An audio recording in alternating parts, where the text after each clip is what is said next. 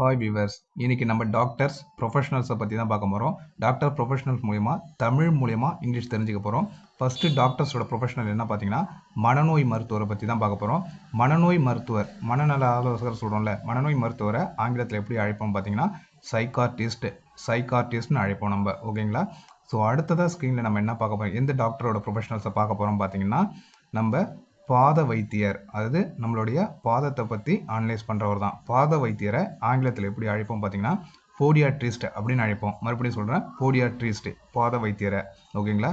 So அடுத்ததாக நம்ம பார்க்க போகிற டாக்டர்ஸ் ப்ரொஃபஷனல் என்ன பார்த்தீங்கன்னா ஆக்சுவலாக இந்த இடத்துல தமிழில் பாருங்கள், குழந்தை நல மருத்துவர். இந்த குழந்தை நல மருத்துவரை எப்படி ஆங்கிலத்தில் நம்ம அழைப்போம் அப்படின்னு பார்த்தீங்கன்னா பீடியாட்ரிஷியன் அப்படின்னு அழைப்போம். மறுபடியும் சொல்கிறேன், பீடியாட்ரிஷியன் அப்படின்னு அழைப்போம். குழந்தை நல மருத்துவரை பீடியாட்ரிஷியன் அப்படின்னு நம்ம அழைப்போம். ஓகேங்களா? ஆங்கிலத்தில். ஸோ அடுத்ததை நம்ம பார்க்க போகிறது பார்த்தீங்கன்னா யார், எந்த டாக்டரோட ப்ரொஃபஷனல் அப்படின்னு பார்த்தீங்கன்னா நோய் ஏற்படும் காரணம் ஆராய்பவர். அதாவது உடம்புக்குள்ளே இந்த நோய் எப்படி வந்துச்சு, எப்படி எதனால் ஆர்ஜின் ஆச்சு அப்படின்னு அனலைஸ் பண்ணுறாருல, அவர் எப்படி நம்ம அழைப்போம்னு பார்த்தீங்கன்னா ஆங்கிலத்தில் பேத்தாலஜிஸ்ட் அப்படின்னு அழைப்போம். அடுத்தது நம்ம என்ன பண்ண போகிறோம்னா ஃபைனலாக பல் வைத்தியர், டென்டிஸ்ட் சொல்கிறோம்ல, பல் வைத்தியரை அவர் எப்படி சொல்லுவோம் ஆங்கிலத்தில் ஆர்த்தோ டென்டிஸ்ட் அப்படின்னு நம்ம அழைப்போமா. ஸோ இந்த வீடியோ உங்களுக்கு பிடிச்சிருக்குன்னு நம்புறேன். மறக்காமல் சப்ஸ்கிரைப் பண்ணுங்க நம்ம சேனலை. தேங்க்யூ ஃபார் வாட்சிங்.